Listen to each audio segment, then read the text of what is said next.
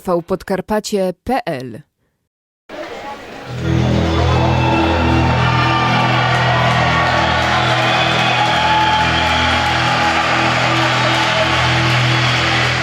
Piętnastego lutego 2019 roku hokeiści UKS Niedźwiadki Mosir Sanok podejmowali MMKS Podhale Nowy Targ w meczu 27. kolejki Centralnej Ligi Juniorów. Zapraszamy do obejrzenia bramek, najciekawszych akcji spotkania oraz do wysłuchania pomeczowych opinii.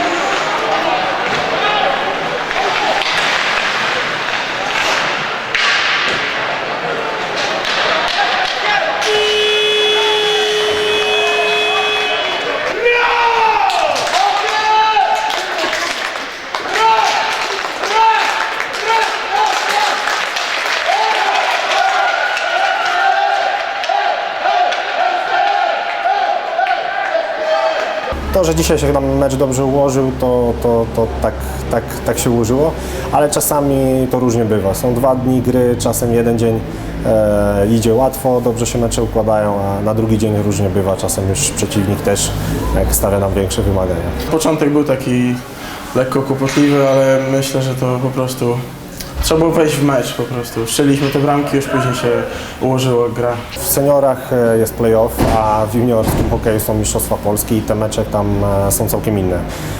Wchodzi kwestia stawki, wchodzą nerwy, drużyny też zmieniają troszkę składy, więc na pewno te mecze będą bardzo trudne. My traktujemy te mecze teraz jako bezpośrednio takie przygotowanie do mistrzostw, które są tam za 1,5 tygodnia, więc wiadomo, mamy spokój, bo nie mamy presji na sobie takiego wyniku, wiadomo, mamy pewną pozycję lidera, więc chociaż tyle z głowy, w sensie nie trzeba się stresować aż tak, ale dalej podchodzimy do tego na 100%, żeby potrenować właśnie przed tymi mistrzostwami, żeby tam się dobrze pokazać.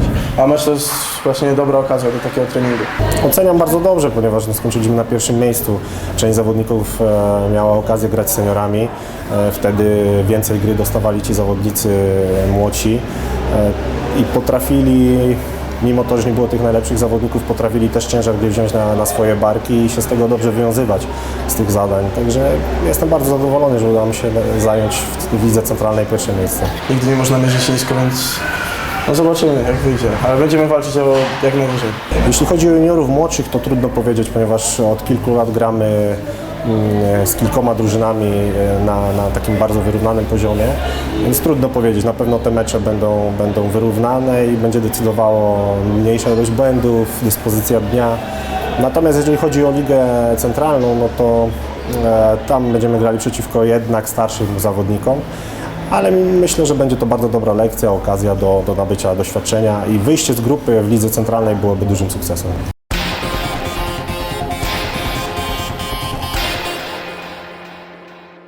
tvpodkarpacie.pl